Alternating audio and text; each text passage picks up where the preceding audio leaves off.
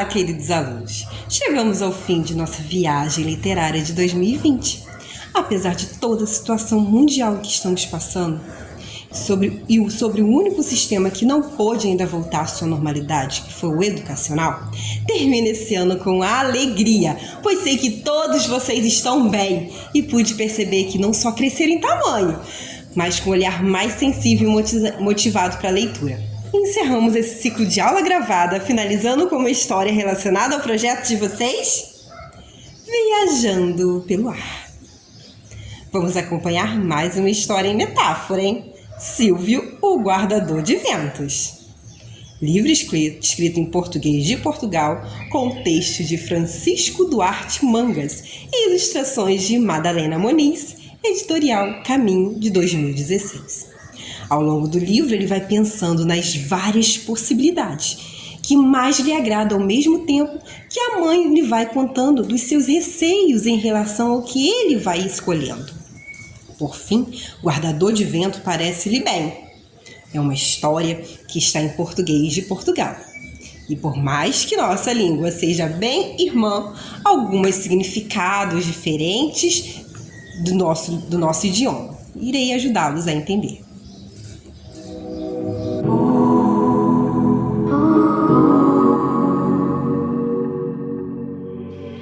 Quando eu for grande, quero guardar o sol. Pode ficar cego, diz a mãe. E se for guarda da chuva? É uma vida de constipações, diz a mãe. Eu gosto da natureza. Guarda florestal parece-me a escolha certa. As árvores não voam, diz a mãe. Dançam, as árvores dançam na ventania. E os lobos, diz a mãe. Lobos. Quero ser guarda-fios. Tu tens medo das alturas, Silvio, diz a mãe. É verdade. Prefiro coisa tranquila, pé posto na terra. Guarda noturno, achas bem?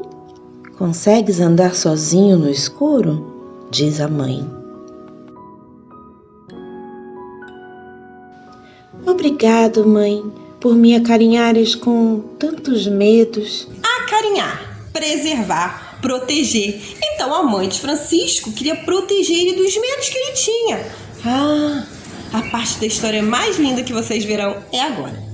Sendo assim, vou para a guarda-livros. Os livros são pedaços de árvores tatuados de palavras. Não voam, também não voam, diz a mãe. Os livros ajudam-me a voar. Observe só, os livros me ajudam a voar. Nossa, sem limites, sem medos de altura. Ouve, mãe, se eu for autoridade, guarda é autoridade. Tu e o Huberto ficam protegidos. A autoridade pesa nos ombros, diz a mãe.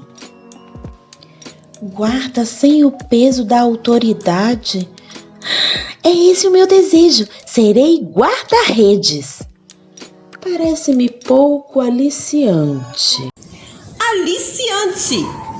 Pouco atraente, monótono, sem graça, diz a mãe. E guarda-rios, mãe?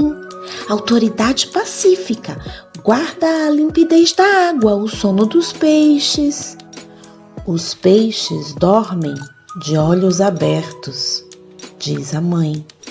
Por isso mesmo, só um guarda delicado os saberá defender.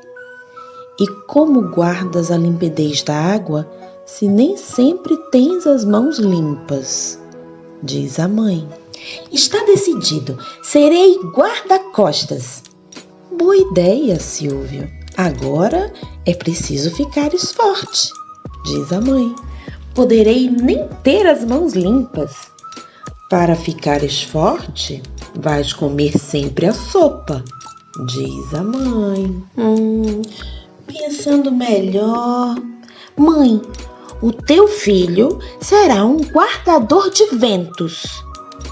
E se surge a tempestade? Não posso perder-te, querido menino, diz a mãe. Nunca me perderás eu habito no teu coração. Mãe, deixa-me ser um guarda-joias. Que pavor! Podem assaltar-te, Silvio, diz a mãe. Guarda-joias do teu amor. Obrigada, Silvio. Mesmo assim, é arriscado, diz a mãe. Vou guardar os medos e tu, mãe, podes dormir como uma árvore. Quem guarda os teus medos sou eu, para teres um sapo verde, diz a mãe. As aves fazem ninho nos meus sonhos? O teu destino é guardar as palavras, diz a mãe. As palavras não voam. Para isso, precisam de enternecimento. Enternecimento, afeto, ternura. A mãe quis dizer que para ser guardador de palavras é preciso sensibilidade para usá-la, pois é preciso soltar aquelas que trazem amor e paz para o outro, diz a mãe. Quem guarda as palavras fica com o sangue azul? Essa expressão, sangue azul, pessoa especial, mais importante por nascença. Nem sangue azul, nem as unhas negras, diz a mãe. Limpo o musgo das palavras sombrias, afago ternura nas desavindas. Água fresca dou as palavras mais velozes e agasalho as que se perderam na noite.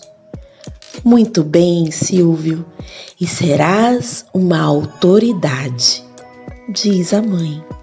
Agora essa parte. Limpa o musgo das palavras sombrias. Musgo é uma pequena planta que não possui caule ou raízes. Palavras sombrias são as palavras que trazem tristeza, que ofende o outro.